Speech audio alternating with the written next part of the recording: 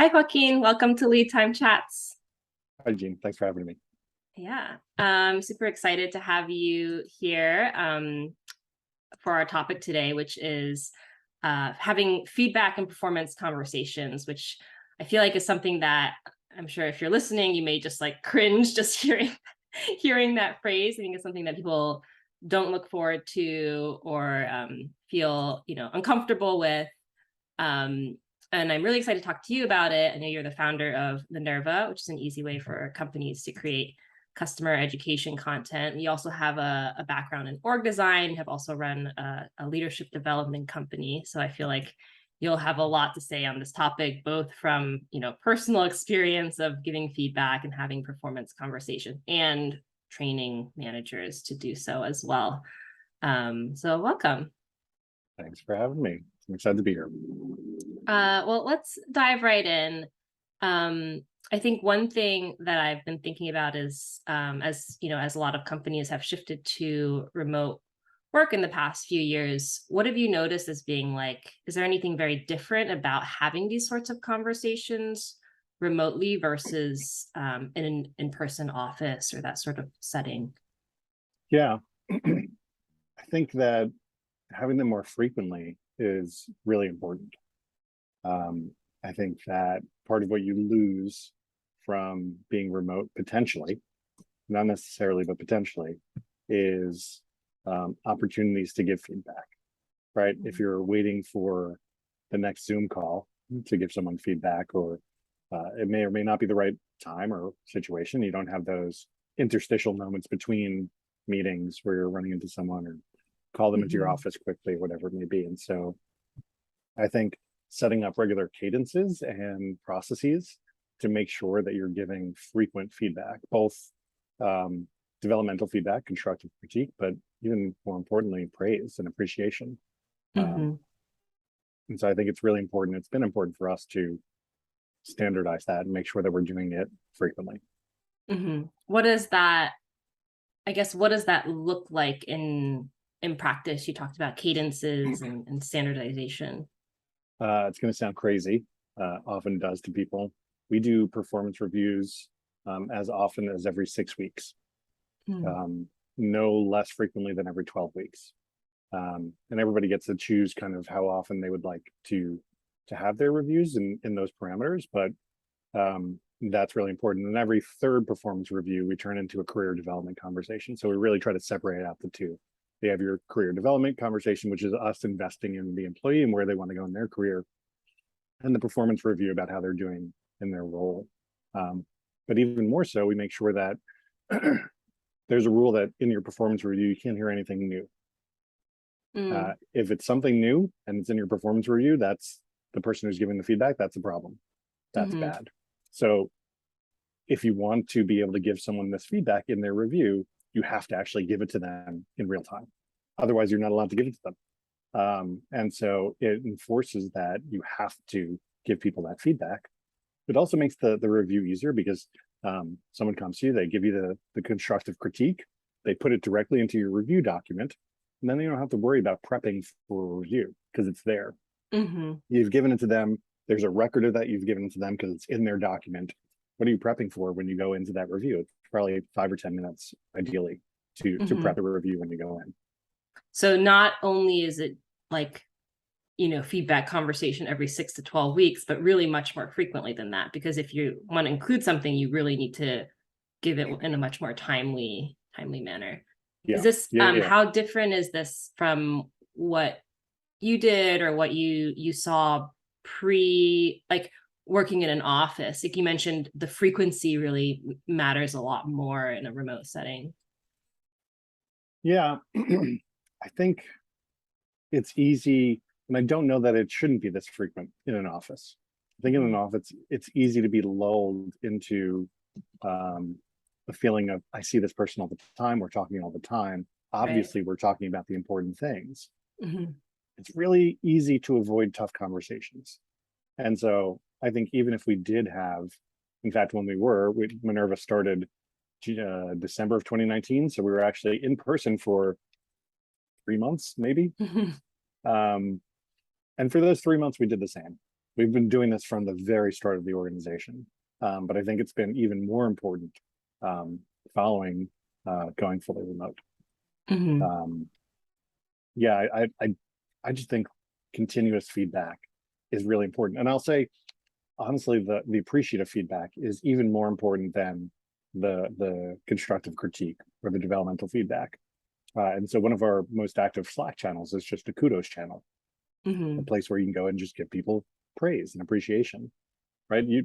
I always say, if you think about it, you've hired these people because they're talented, they're good at what they do. You should be telling them, hey, this was a really good thing that you did often, so that they do more of that. If all you ever do is tell them what they're not doing well, what they're not good at, they're probably going to start to do more of what they're not good at because they're focusing on it, because you focused on it. And now all the great things that they typically do that you hired them for, that they're really good at, they take for granted they don't do anymore.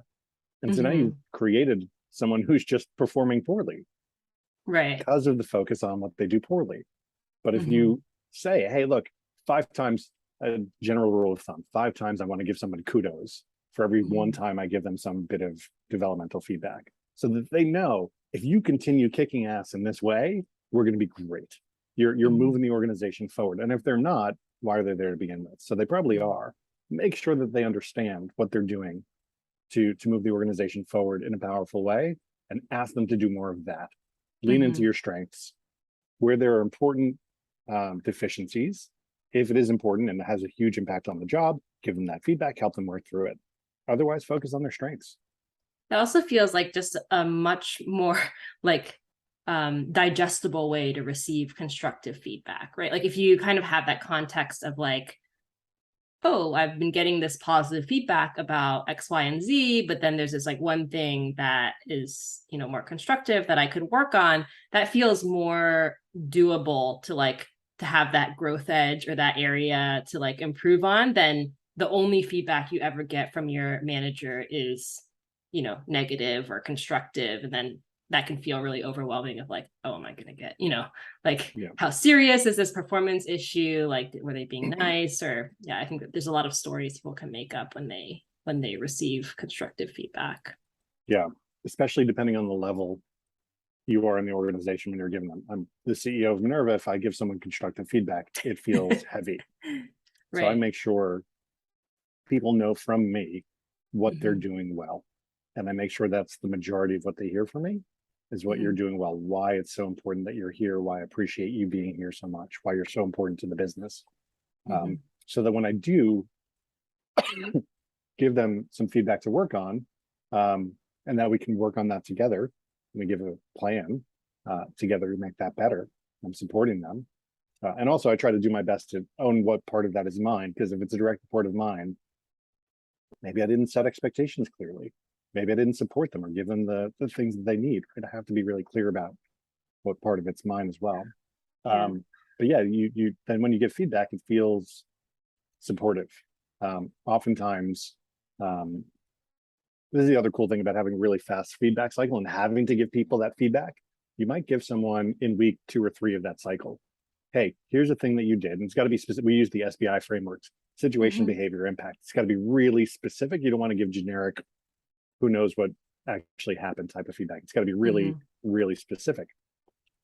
Almost every time I do that, in say week 2 or 3, we get to the actual review in week 6. We're going through and we're like, wow, this thing that was a weakness 3 weeks ago, you've really just done an amazing job there in the last 3 weeks. This has turned from something that you weren't doing well to something that you're doing exceptionally well. Thank you. And it becomes so much easier to have that conversation in the review, because you set clear expectations, you gave clear feedback, you're supporting them in growth. And it feels really good. It's happened to me. It feels really good when, I was messing up and I heard it, and I've been doing my best to do better. And now I'm getting the recognition from my peers, wherever it may be, that I'm doing better. That's great. Yeah. It seems like, I mean, the way you're talking about feedback, I think a lot of times people think about giving feedback as like, by the time, I mean, they kind of, they feel like negative towards the process of giving feedback. So usually by the time they're actually giving feedback, it's like a big issue, right? It's like a serious performance issue or something like, behavioral that's like everyone knows about except this person, right? It's like kind of a big topic, kind of the elephant in the room. I think that's also why people kind of have such a negative association with it, because that feels so huge. But the way you're talking about it feels more like, oh, you're just constantly giving this person, positive feedback, gratitude, kudos, and then like every once in a while, like, situation, behavioral impact, like giving them small things to like adjust. So it feels more like, I guess if I think about like parenting, right? You kind of just like teaching them like, oh, like it's not like a, hey, you're bad for doing this. It's more just like a small correction, so that there's never this like, I don't know if there ever is this like huge kind of a hard conversation, but it feels like it's less so. There's less of that like association with having like a big hard conversation. Yeah. I think most of the time people are really appreciative of that feedback when they get it, and the support that they get in working through it. And yeah, if you're doing this frequently, then you don't have to wait 6 months to tell this person this big giant thing. And that's really hard, and it's really hard to hear. It's like, wait, I've been doing this for 6 months and no one's told me. Right. What the hell? That's awful. Yeah. So no, it's way better this way. And we also divide things into performance based feedback and like values based feedback. If something's going wrong in the performance, right, we can help you upscale. We can help you understand what to do better at the job, right? Here are the expectations. How do you meet those expectations? You don't have the skills. Okay, how do we get you those skills? Right, that's doable. It's values-based feedback. If you violated one of our values, the core values of the business, okay, now we have to have a real big conversation. Depending on the size of the violation, right? We may just let you go. Or if it's a smaller violation, just to let you know, hey, this is how that had an impact on me or on the team, and this is the way that that's not okay. And most of the time people didn't even realize what they've done and feel embarrassed and upset that they've done that, and then they learn better going forward. Just hearing that, especially when you're, like you said, you're not saying you're a bad person. This thing that you did had this impact, right? Again, situation, behavior, impact. It's not a judgment. It's, hey, when you spoke over the person in that meeting, right? We had this meeting on Monday, and you spoke over this person. It made them feel like you didn't value their input. Oh, wow, I really respect my colleague. That's a terrible thing to make them feel. I'm going to apologize, and I'm going to make sure not to do that in the future. It's not, if you make sure that it's that tangible, right? And you're using that formula, and we use that formula for both appreciative feedback and constructive feedback. Because if you're not doing it for both, you're not going to do it easily and fluently for the harder bits. And so we've really built that muscle as a team to lean into that type of feedback, and I think that's served us really well. I'm so glad you're talking about how to use that for positive feedback as well, because it's interesting. Some people give positive feedback really easily, and some people really struggle with it. I'm kind of in the more like, my default is like, it feels not genuine if I'm like, hey, you did a great job, right? I think that's probably just a cultural like upbringing type thing. But I think having that structure of like, sharing and also receiving positive feedback, I also find that it feels like kind of like a condescending, like pat on the back type thing. If someone's just like, hey, good job, like, but I think having someone say like, hey, when you did this in this meeting, it helped people feel included, right? Like it's much more specific and tells me what behaviors to continue, and also just feels more genuine. So for any people who are, know that they should maybe give more positive feedback, but struggle to or feel uncomfortable. Like I think in coach training, there were a bunch of like coaching skills, and the one that I struggled with most was like acknowledgement. And I saw people going around being like, wow, you're so brave to share that. And like, I just feel really uncomfortable like, saying things like that to people. So it's a really useful framework. But one thing I also wanted to talk to you about is just I think the general like context of the world in the last, 2.5 years. Obviously, like it's been hard for a lot of people. I think transitioning to remote work, having the pandemic, like all sorts of global, national and local news being like pretty worrisome. And I think one thing that I've heard managers are struggling with is like how to give performance feedback in that context, and how to do the expectations for performance change. How do you give the feedback? How do you give feedback if you think that maybe this person is not in a good state to hear the feedback? Do you delay it? Do you try to work on something or give feedback on something that you think is maybe more digestible or easy for that person to work on, or maybe they just don't have the capacity to work on anything at work at the moment, right? Yeah. I know that's a big topic. Yeah, I would say you can't not give feedback. That's not kind. Again, because it's happening, everybody sees it except for perhaps that person. And so you're not doing them a kindness by not giving them the feedback. And you should understand or seek to understand how to make that feedback productive. What's going on in your life right now, right? Can I help, right? If somebody has COVID or their partner has COVID or their kid has COVID and they missed a deadline, you can't say the deadline wasn't missed. The deadline was missed, right? And say, hey, this deadline was missed. And maybe it's not, I can't believe you missed this deadline. Maybe it was, hey, I totally understand that you, your partner, your child were sick and we want to be supportive. The one thing that we need is for you to let me know that the deadline is going to be missed before it's missed. And that's, look, and I get it. You were in your head, right? You didn't even think, that's the last thing on your mind, and I get it. And family comes first. Absolutely. And I'm going to ask that you try to be more mindful in the future so that we as an organization can plan around that. Just try to be good to your teammates, because Jane had to pull an all-nighter because the work didn't get done. Yeah, that's the impact, right? And again, Jane was happy to do it because she knows what was going on in your family.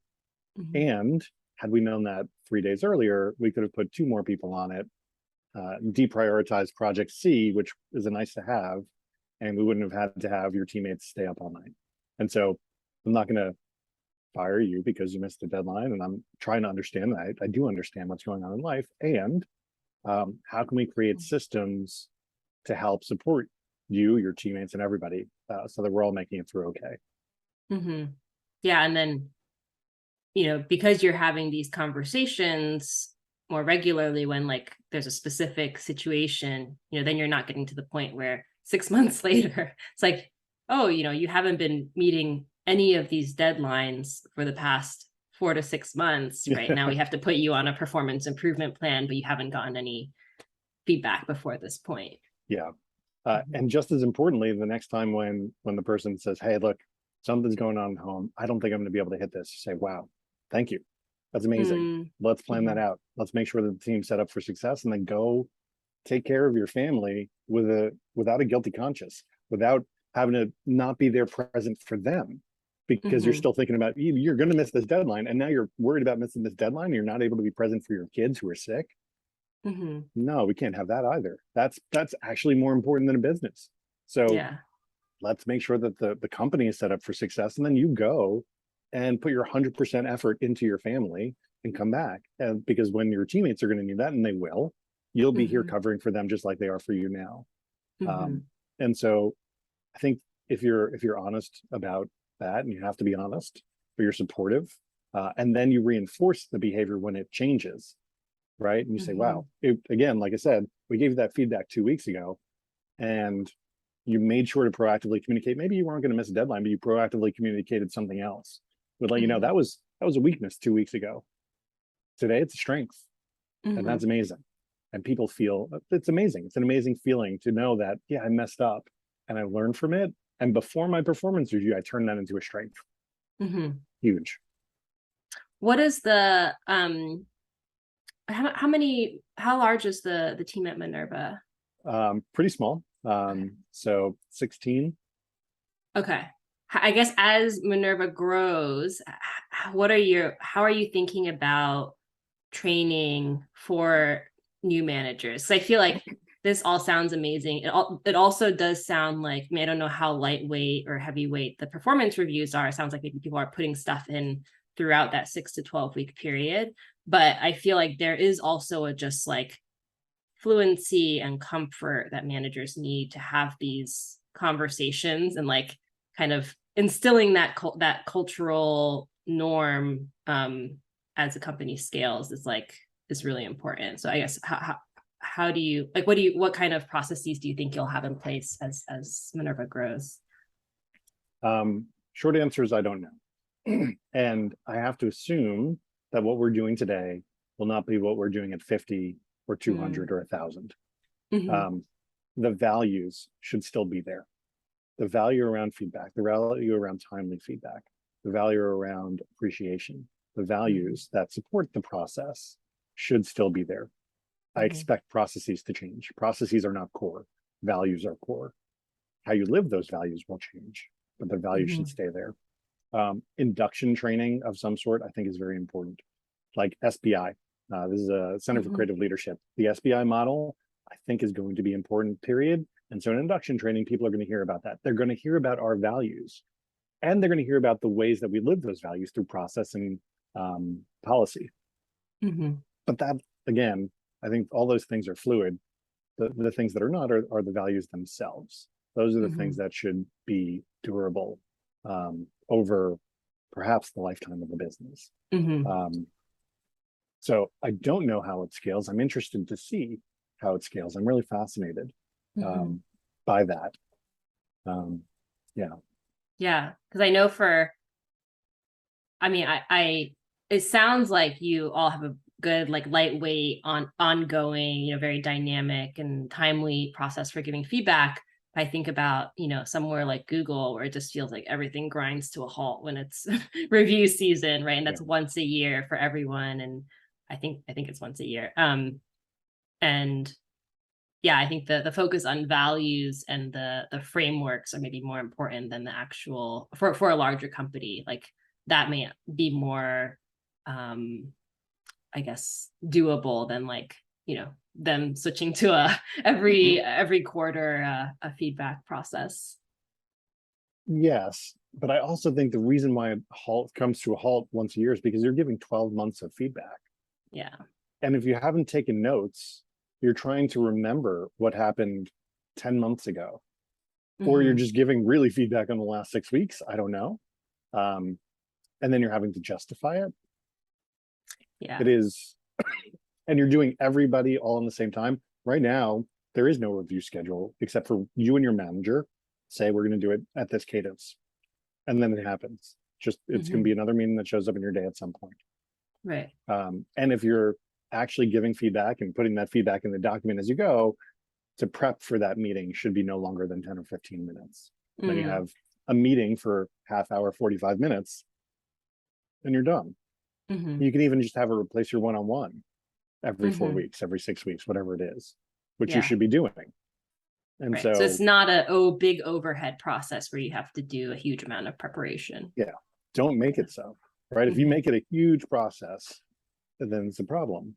But and separating things out, right? So we're not doing your comp planning there, right? We'll do comp on your anniversaries, and it'll have to do with your reviews, but that's a separate meeting. We're going to be doing your career development at a separate time. That's a separate meeting. This is just about how are you doing in your job. Career development is just how are we supporting you in growing your career. A comp plan is about compensation and career planning and laddering. So separating these distinct things out, not trying to put them all together into one meeting that happens once a year, and it's everything, then it's not quite as onerous. So it sounds like lightweight, frequent,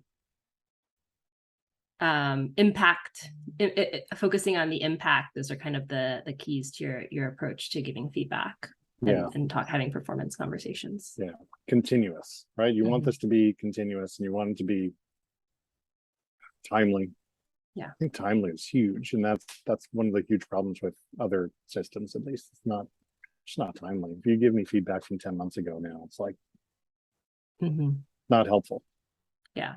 But it also feels like it comes from a genuine place of like, right, even just the way you talk about your team, like, look, we hired smart people who are good at these things, so like everyone's going to have feedback, and like it's meant to support you and help you, not to like reprimand you, right? Yeah, and it's a philosophy. Do you think people need to be browbeaten into doing a good job, or do you think people need to have barriers knocked down in front of them in order for them to do a good job? I tend to think that my job as a leader is to knock down barriers, to make sure that they have what they need to succeed and to empower them to succeed, as opposed to, be driving them from behind with a whip. That's not how humans work well. I don't even know if that's how animals work well. I've never been a farmer or someone who actually whipped an animal, so I wouldn't know. Yeah. Maybe that does work.